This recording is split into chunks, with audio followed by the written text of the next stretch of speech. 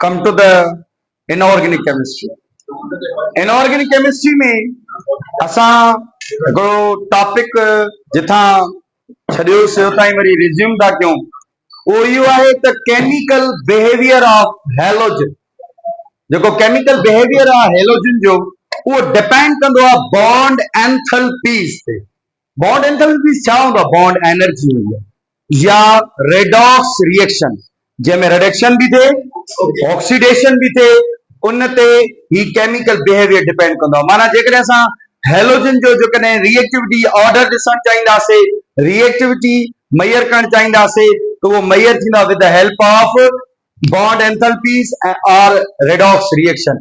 मिसाल तौर कीअं सर बॉन्ड एंथैल्पीज़ इन हेलोजन हेलोजन उन में असां पहिरियां त उन्हनि जो पहिरियां त इहो ॾिसंदासीं त जेको सिंगल एटम आहे, जंहिंखे असां एटॉमिक रेडियाई चवंदासीं, the distance from nucleus to outermost shell, उन जो डिस्टेंस चेक कंदासीं त पहिरीं जेका एलिमेंट आहे फ्लोरीन आहे, पोइ क्लोरीन आहे, पोइ ब्रोमीन आहे, पोइ आयोडीन आहे। अंडरस्टूड आहे त top to bottom atomic radius increase थींदो। वरी जेकॾहिं इहो ई हेलोजन ॿिए कंहिं सां हेलोजन सां बॉन्ड ठाहे, बुक में वर्ड लिखियल आहे halogen halogen bond in a gaseous state. छो त जॾहिं फ्लोरीन फ्लोरीन सां मिलंदी आहे, फ्लोरीन गैस ठहंदी आहे, क्लोरीन क्लोरीन सां मिलंदी आहे, क्लोरीन गैस ठहंदी आहे, ब्रोमीन ब्रोमीन सां मिलंदी आहे, ब्रोमीन गैस, गैसियस स्टेट में। हाणे जॾहिं असां एटॉमिक रेडियस जी थोड़ी स्टडी कंदासीं त सर फ्लोरीन जो atomic radius top to bottom छा थींदो वेंदो? डिक्रीज थींदो वेंदो, माना सॉरी इंक्रीज थींदो वेंदो। छा जे करे इंक्रीज थींदो? त फ्लोरीन जो एटॉमिक नंबर नंढो आहे त साइज भी नंढी आहे, पर आयोडीन जी जेका ज़ाहिरी ॻाल्हि आहे एटॉमिक नंबर वधीक आहे त साइज भी वधीक। इन करे टॉप टू बॉटम जेको एटॉमिक रेडियस आहे छा थींदो वेंदो? इंक्रीज थींदो वेंदो। उन खां पोइ बॉन्ड लेंथ तॾहिं पढ़बी आहे जॾहिं ॿ एटम पाण में बॉन्ड ठाहिनि, माना there is a distance between two bonded atoms. जॾहिं ॿ एटम पाण में बॉन्ड ठाहींदा। अच्छा ॿियो अव्हांखे इहा आइडिया ज़रूर हूंदी त जॾहिं बि ॿ एटम पाण में बॉन्ड ठाहींदा आहिनि, जेकॾहिं सिंगल बॉन्ड हूंदो आहे त बॉन्ड डिस्टेंस थोरो वधीक हूंदो, पर जेकॾहिं डबल बॉन्ड आहे न त बॉन्ड डिस्टेंस घटिजंदो आहे। अच्छा जेकॾहिं ट्रिपल आहे त अञा घटिजंदो। जस्ट लाइक दैट मां हिकिड़ी आइडिया ॾियां तव्हांखे। जीअं सिंगल बॉन्ड ईअं हूंदो आहे त तव्हां कंहिंखे हिकु हथ सां छिकियो त शायदि उहा छिक अट्रैक्शन घटि हूंदी, पर उन ई साॻी शइ खे ॿिनि हथनि सां छिकियो त उहो अञा करीब अची वेंदो। पर टियों दोस्त जो बि हथ कयो, माना ॿ हथ तव्हांजा टियों दोस्त जो हथ छिकियो त आई थिंक उहा अञा शइ करीब अची वेंदी। माना single bond, double bond, triple bond, इन में बॉन्ड लेंथ घटिजंदी वेंदी आहे, डिक्रीज थींदी आहे by the increasing of number of bonds. इन करे पोइ इन जा ॾाढा एमसीक्यूज़ ईंदा आहिनि बॉन्ड स्ट्रेंथ ते, बॉन्ड ऑर्डर ते, जस्ट लाइक दैट। पर मल्टीपल बॉन्ड जेतिरा वधंदा बॉन्ड लेंथ घटिजंदी आहे। हाणे अचूं था त सर ही जेका बॉन्ड लेंथ आहे उहा बि टॉप टू बॉटम छा थींदी? इंक्रीज। ऑफ कोर्स हिन जो बॉन्ड ऑर्डर जेको बॉन्ड लेंथ हूंदी उहा घटि हूंदी, पर जीअं हेठि वेंदासीं त साइज वधंदी थी वञे त बॉन्ड लेंथ बि इंक्रीज थींदी वेंदी। हाणे अचूं था हे आहे एक्सेप्शनल केस, जंहिंजे करे किताब में हे टॉपिक रखियो वियो, सिर्फ़ हिन जे करे। हिन जे करे जो ॿार खे हिकिड़ी आइडिया ॾियणी आहे त जॾहिं असां था चऊं त इन सां ईअं थींदो त जेका फ्लोरीन आहे, अव्हांखे ख़बर आहे त फ्लोरीन जी हाईएस्ट इलेक्ट्रोनेगेटिविटी ऐं सॼी पीरियड टेबल में वाहिद फ्लोरीन आहे जेका स्ट्रॉन्गेस्ट ऑक्सीडाइजिंग एजेंट आहे। ऐं फ्लोरीन जे अंदरि ख़ासियत आहे त हू कंहिंखां बि इलेक्ट्रॉन एक्सेप्ट करे सघे थी, छो त हुनजी हाईएस्ट इलेक्ट्रोनेगेटिविटी। इन जे करे जॾहिं फ्लोरीन फ्लोरीन जा बॉन्ड ठाहींदी त केॾो स्ट्रॉन्ग बॉन्ड हूंदो। जॾहिं स्ट्रॉन्ग बॉन्ड हूंदो सिर्फ़ छा जे करे? Due to high electronegativity. त हुन में बॉन्ड एनर्जी बि त हाई हुजणु खपे। लेकिन जॾहिं असां थोरो ॾिसूं था त मिसाल हीअं ॾिसंदा साईं फ्लोरीन में बॉन्ड एनर्जी वधीक हूंदी, वरी पोइ वरी क्लोरीन में छो त हुनजी साइज वधी वई, न्यूक्लियर अट्रैक्शन घटिजंदी, अञा घटिजंदी घटिजंदी हेठि घटिजंदी वञे न। हीअं माना सभ खां हाईएस्ट कंहिंजी हुजणु खपे? फ्लोरीन जी। मिसाल तौर बुक में ना लिखियल। मिसाल तौर मां ज़रे गॾु 400 हुजणु खपे। मुझो ख्याल आहे वो गलत थी सके तो, मुझो ख्याल आहे गलत आहे। सर ज़रे गॾु 400 हुजणु खपे जेतिरी हुनजी स्ट्रॉन्ग अट्रैक्शन आहे। लेकिन किताब तो चई ना ही। असल में हिन जी जेका बॉन्ड एंथैल्पी या एनर्जी आहे उहा 159 किलो जूल पर मोल।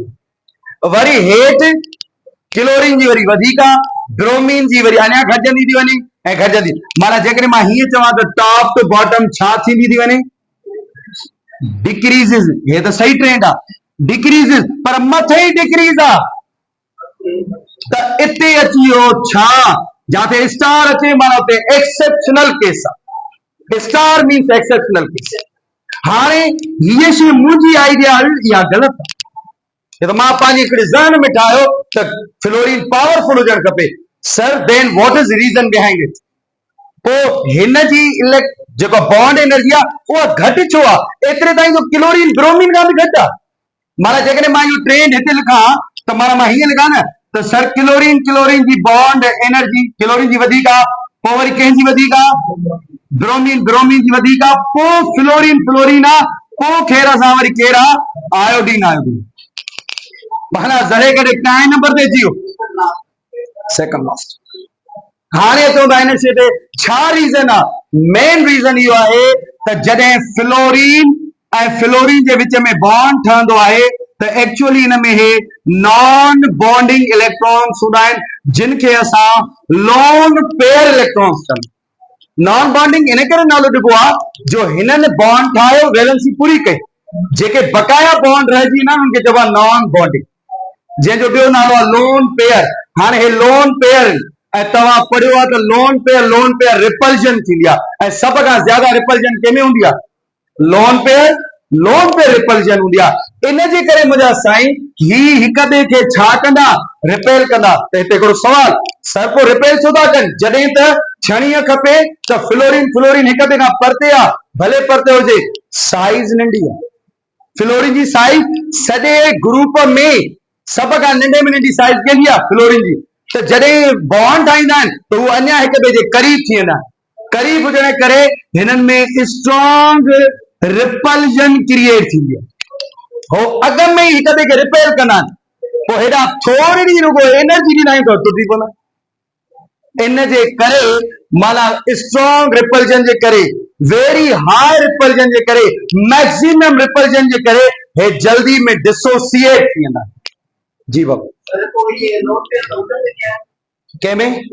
पर क्लोरीन जे अंदर ख़बर त जेके लोन पेयर आहिनि उहे टे शेल में, थोरो शेल खे बि ॾिसो न। मां न मिसाल ॾियां, क्लोरीन अगरि मिसाल क्लोरीन आहे तव्हांखे ख़बर आहे एटॉमिक नंबर 728 लास्ट में घणो? हिन जो मिसाल फ्लोरीन आहे 9 आहे, 2 and 7 वेझो अची विया। आई होप परते अची विया। इन सेंस जे करे ज़ाहिरी ॻाल्हि आहे थोरो डिस्टेंस ज्यादा हूंदो त रिपल्जन जो एतिरो इफेक्ट न पवंदो। हिते repulsion strong repulsion, in sense में रिपल्जन हाई हुजण जे करे मुंहिंजा साईं इन जी जेका बॉन्ड एनर्जी आहे उहा घटि हूंदी आहे। पोइ ज्यादा में ज्यादा कंहिंजी हूंदी आहे? क्लोरीन जी, पोइ ब्रोमीन जी, पोइ फ्लोरीन, पोइ इन द लास्ट आयोडीन जी हूंदी आहे। इन सेंस में असां चवंदासीं टॉप टू बॉटम छा थींदी आहे? डिक्रीज थींदी आहे। पर उन में हिकिड़ो एक्सेप्शनल केस आहे। अच्छा, उन खां पोइ हिकिड़ी नंढड़ी शइ डिस्कस कंदासीं, उहा इहा आहे, this is a halogen acid, this is the hydrogen fluoride, hydrogen chloride, hydrogen bromide and hydrogen iodide. हाणे जेकॾहिं कोई अव्हां खां सवाल पुछे त which one hydrogen halide means topic नालो आहे, किताब नालो आहे एसिडिटी ऑफ हाइड्रोजन हेलाइड। कहिड़ो हाइड्रोजन हेलाइड स्ट्रॉन्ग एसिड ॾींदो? असां चवंदासीं सर माना असांखे जेको लॻे थो त हे थो लॻे, ईअं न आहे। छो त पहिरियां त इन ते डिस्कस कयूं what is the meaning of strong acid and weak acid. वेरी जेको इजीली पंहिंजो प्रोटॉन डोनेट करे, उहो स्ट्रॉन्ग एसिड आहे। जेको आसानी सां प्रोटॉन डोनेट, उहो वीक आहे। अच्छा पहिरियां मां ही थोरो कॉन्सेप्ट क्लियर कयां, हे सब स्ट्रॉन्ग एसिड। कोई भी ॿार ईअं न चवे त सर हाणे मुक़ाबलो रखियो आहे त कहिड़ो वीक आहे कहिड़ो स्ट्रॉन्ग, न सब स्ट्रॉन्ग आहिनि, पर इन सभिनी स्ट्रॉन्ग में अञा वधीक स्ट्रेंथ ऑफ स्ट्रॉन्ग लेवल ते कंहिंजी आहे, हे सब स्ट्रॉन्ग। ऐं मज़े जी ॻाल्हि इहा आहे त जेको हाइड्रोजन क्लोराइड आहे, हाइड्रोजन क्लोराइड, असां त हाइड्रोजन आयोडाइड स्ट्रॉन्ग आहे, हाइड्रोजन क्लोराइड सल्फ्यूरिक एसिड खां बि स्ट्रॉन्ग आहे, सल्फ्यूरिक एसिड खां बि स्ट्रॉन्ग आहे। छो त सल्फ्यूरिक एसिड डाइप्रोटिक एसिड आहे, माना पहिरियां पंहिंजो हिकिड़ो प्रोटॉन ॾींदो आहे। तव्हांखे ख़बर आहे सल्फ्यूरिक एसिड जो फॉर्मूलो छा आहे? हाणे पहिरियां जॾहिं पंहिंजी हाइड्रोजन आयन रिलीज कंदो आहे, प्रोटॉन ॾींदो आहे, त 60% पहिरियां पंहिंजो प्रोटॉन डोनेट कंदो आहे, बाक़ी 40% पाण वटि हूंदो आहे। इहो जेको पाण वटि हूंदो अथसि बाद में ॿिए स्टेप में ॾींदो आहे त इहो स्लो थी वियो। ऐं HCl छा कंदो आहे, पहिरीं अटैम्प में 95% डिसोसिएट ऐं आयोनाइज़ थींदो, तंहिंजे करे HCl अञा वधीक स्ट्रॉन्ग आहे कंहिंखां, H2SO4 खां। पर हिन महिल असां कंपैरिजन कंहिंजी था कयूं, हिननि जी। तंहिंजे करे असां चवंदासीं सर हेलोजन एसिड में हाइड्रोजन आयोडाइड स्ट्रॉन्ग आहे, पोइ हाइड्रोजन ब्रोमाइड आहे, पोइ हाइड्रोजन क्लोराइड आहे, then in the last hydrogen fluoride आहे। माना जेकॾहिं अव्हां खां कोई पुछे त हाइड्रोजन हैलाइड या हैलोजन एसिड में सब खां स्ट्रॉन्ग एसिड कहिड़ो आहे, सर हाइड्रोजन आयोडाइड। छो त जल्दी डिसोसिएट थींदो आहे, हिकु त हिन जी बॉन्ड एनर्जी घटि आहे, ॿियो रिएक्टिव बि ज्यादा आहे, ॿियो जल्दी में पंहिंजो प्रोटॉन डोनेट करे सघे थो। इन जे करे असां चवंदासीं सर ही स्ट्रॉन्ग एसिड। हूंदा सब स्ट्रॉन्ग आहिनि, बट अमंग देम जेको सब खां ज्यादा आहे उहो कहिड़ो ई आहे, हाइड्रोजन आयोडाइड। लिखी वठो अॻिते मूं अञा वीक हूंदा न, छो त उहे स्टेजिस में वेंदा आहिनि। तव्हां फर्स्ट ईयर जो जेको चैप्टर आहे एसिड बेस साल्ट, उन थोरो स्टडी कयो, पुराणो बुक पढ़ंदो न अञा कॉन्सेप्ट चिटो आहे, अञा हिन नए घटि लिखियो आहे। पुराणो बुक जेकॾहिं हथ अची वञेव, सॉल्यूशन एंड इलेक्ट्रोलाइट्स, उन में जेको कमाल लिखियल आहे न, माना 9th जो ॿार बि सम्झी वञे, फर्स्ट ईयर जो पुराणो बुक, उन में स्टेजिस लिखियल आहिनि त माना जेके जंहिंमें प्रोटॉन ज्यादा हूंदा आहिनि, हाइड्रोजन आयन ज्यादा हूंदा आहिनि, उहे कीअं स्टेजिस में टुटंदा आहिनि। ऐं ज़ाहिर ॻाल्हि आहे ट्राइप्रोटिक एसिड आहे या ट्राइबेसिक एसिड आहे, त यकीनन पहिरियां हिकिड़ो प्रोटॉन डोनेट कंदो, पोइ ॿियो, वरी टियों, त टाइम लॻी वियो न। जेतिरो डिले ओतिरो वीक, जेतिरो क्विकली आयोनाइज ओतिरो स्ट्रॉन्ग। जी बाबा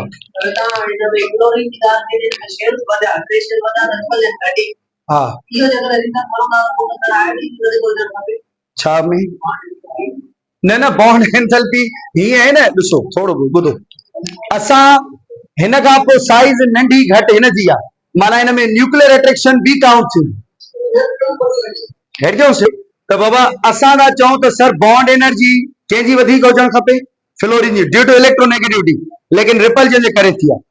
लेकिन हिते वरी उन खां पोइ साइज नंढी कंहिंजी आहे, क्लोरीन। त हिन में न्यूक्लियर अट्रैक्शन बि त हूंदी न, इंटर मॉलिक्यूलर फोर्सेस बि हूंदी, इंटर न्यूक्लियर फोर्सेस बि आहे, इंटर न्यूक्लियर फोर्सेस बि आहे। हाणे उहा फोर्स आहे, इन करे बॉन्ड एनर्जी नहीं वधी गई। वरी ब्रोमीन ते ईंदासीं, सर साइज वधी आहे, इन में इंटर मॉलिक्यूलर फोर्स हूंदी पर घटि, आयोडीन में त सफ़ा घटि हूंदी, इन जे करे बॉन्ड एनर्जी नहीं अञा घटि।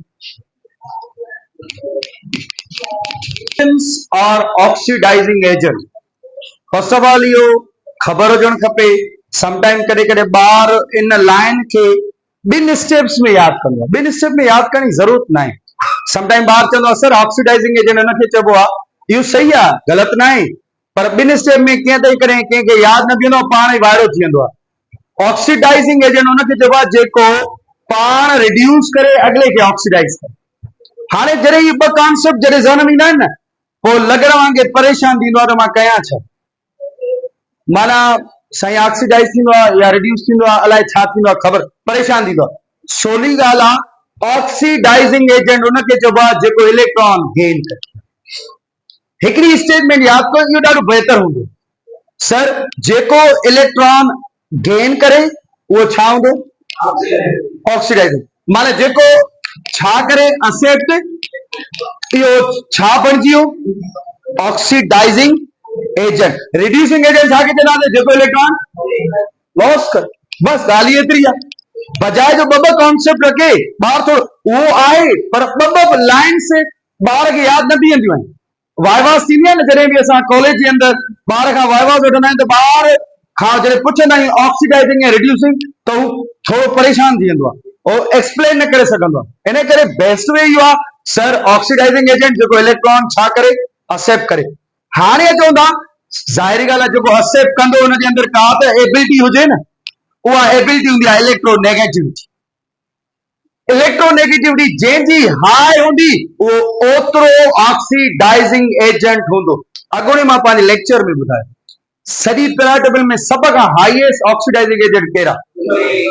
फ्लोरीन। छो त सभ खां ज्यादा इलेक्ट्रोनेगेटिविटी इन जी आहे। इन करे फ्लोरीन स्ट्रॉन्ग ऑक्सीडाइजिंग एजेंट आहे, पोइ क्लोरीन, पोइ ब्रोमीन, पोइ छो त हिन जी इलेक्ट्रोनेगेटिविटी हीअं डिक्रीज थी आहे। या जेकॾहिं मां चवंदो top to bottom decreases, oxidizing property top to bottom decreases. हाणे चवंदा त इहे स्ट्रॉन्ग ऑक्सीडाइजिंग एजेंट। पोइ मां हिकिड़ो वरी एग्जांपल बि शेयर कयो आहे। जीअं मिसाल सर हिन ते काई चार्ज न आहे, क्लोरीन ते बि काई चार्ज न आहे, पर जॾहिं हुन जो हिकिड़ो मॉलिक्यूल ठाहियूं था, HCl ठाहियूं था, त हिन ते पार्शल पॉजिटिव आहे त हिन ते पार्शल माना इहा इंडिकेशन आहे त क्लोरीन ते जेकॾहिं नेगेटिव चार्ज आहे त क्लोरीन यकीनन इलेक्ट्रॉन छा कयो? गेन कयो। त हीअ ऑक्सीडाइजिंग एजेंट। उन खां पोइ हेलाइड आयंस। सर इहो छा आहे हेलाइड आयंस? बाबा हेलाइड आयन हुनखे चइबो आहे जेकॾहिं हुन इलेक्ट्रॉन गेन कयो आहे नेगेटिव चार्ज, छो जो हेलाइड आयन जो मतिलबु आहे जेके इलेक्ट्रॉन गेन कनि। ऐं तव्हांखे मां ॿुधायां इहे सभु छा आहिनि? लेकिन तव्हां खां हिते हाणे उॻतो सवाल था पुछनि त भला छा हिननि में को अहिड़ो आहे हेलाइड जेको इलेक्ट्रॉन लूज़ करे या इलेक्ट्रॉन कंहिंखे ॾे त असां चवंदा सर आयोडीन थी सघे थो। बाबा छो? छो त सर हिकु त आयोडीन जी इलेक्ट्रोनेगेटिविटी घटि आहे, ॿियो साइज त उन में ॿाहिरियों इलेक्ट्रॉन ऐं न्यूक्लियस में अट्रैक्शन एतिरी न हूंदी आहे। इन जे करे उहो माना इलेक्ट्रॉन ॾेई सघे थो, इलेक्ट्रॉन लूज़ करे सघे थो। माना जेकॾहिं माना मूंखां कोई पुछे त हेलोजन में सभ खां ज्यादा रिड्यूसिंग एजेंट कहिड़ा त उहो आयोडीन। कहिड़ा? इन जे करे हिन ट्रेंड इहो आहे त आयोडीन वधीक रिड्यूसिंग एजेंट आहे, पोइ ब्रोमीन, पोइ क्लोरीन, पोइ फ्लोरीन। पर फ्लोरीन खे असां काउंट ई न कंदा आहियूं, पर मां हिकिड़ो ट्रेंड लिखियो आहे पर हे काउंट ई न थींदी, रिड्यूसिंग में काउंट न थींदी आहे। कीअं काउंट न थींदी आहे? अचो त भई टेक्स्ट बुक हिकिड़ो भलो कमु इहो कयो आहे। कॾहिं कॾहिं अहिड़ा क़िस्म जा रिएक्शन मिलंदा आहिनि न त ॿार माना इन में हूंदो आहे त ब्रोमीन आहे, हे क्लोरीन आहे, ॿई हेलोजन, माना ब्रोमीन खे केरु डिस्प्लेस करे सघे थो? सर क्लोरीन ब्रोमीन खे छा करे सघे थो? डिस्प्लेस करे। ऐं इन जॻह ते छा पाण अची वेंदो? छा बणिजी वेंदो? Sodium chloride. ऐं ब्रोमीन छा थी वई? निकिरी वई। ऐं क्लोरीन आयोडीन खे छा करे सघे थो? डिस्प्लेस। सर सोडियम साॻे क्लोराइड ऐं आयोडीन ॿाहिरि निकिरे। ब्रोमीन वरी आयोडीन खे डिस्प्लेस करे सघे थो, लेकिन कोई भी अहिड़ो एटम न आहे, न कोई अहिड़ो हेलोजन आहे जेको फ्लोरीन खे रिप्लेस या डिस्प्लेस करे। ऐं इहो असांजो रीज़न आहे। इहो असां वटि माना सेल्फ असेसमेंट टेस्ट में हिकिड़ो सवाल आहे त उहो कहिड़ो एटम आहे जेको फ्लोरीन खे डिस्प्लेस करे? उन जो आंसर आहे there is no any atom और halogen which displace the fluorine. Fluorine खे कोई भी डिस्प्लेस नथो करे सघे। In the last sir chlorine as oxidising agent ऐं रिड्यूसिंग एजेंट। हाणे पढ़ियोसीं त हिकिड़ा ख़ासि ऑक्सीडाइजिंग एजेंट आहिनि, हिकिड़ा रिड्यूसिंग। पर हिकिड़ो असां खां एग्जांपल पुछियो वियो आहे, अहिड़ो कोई एटम आहे जेको ॿई एट अ टाइम थिए? हा सर क्लोरीन आहे। क्लोरीन खे जॾहिं बि वाटर जे अंदरि डिज़ोल्व कबो आहे त पहिरियां त छा ठहींदो आहे? HCl। हाणे हिते इलेक्ट्रॉन गेन कई त पक हिते छा बणिजी वियो बाबा? Oxidising agent. पर हिते अव्हां खे ख़बर आहे त मां अॻु हिकिड़ी ॻाल्हि कई तव्हां सां त ऑक्सीडाइजिंग एजेंट छा ते डिपेंड कंदो? हाणे ऑक्सीजन जी इलेक्ट्रोनेगेटिविटी ॿिए नंबर ते हाईएस्ट इलेक्ट्रोनेगेटिविटी, फ्लोरीन जी पहिरें नंबर ते आहे त ॿिए नंबर ते केरु आहे? ऑक्सीजन 3.5। त हाणे हिन जी 3.5 आहे, हिन जी 3.0 आहे जस्ट। त अंडरस्टूड आहे त हिन ते प्लस अची वेंदी त हिन ते जेकॾहिं प्लस अची वई त इते हे छा बणिजी वियो, रिड्यूसिंग एजेंट। ऐं हिते क्लोरीन छा आहे, माना हिकिड़े ई रिएक्शन में हिकिड़े जे अंदर ॿई शयूं थियूं थियनि, माना ऑक्सीडेशन भी थिए थी, रिडक्शन भी थिए, जंहिंखे असां कलेक्टिवली छा चवंदा आहियूं, redox reaction. Thank U very much. सुभाणे सल्फ्यूरिक एसिड।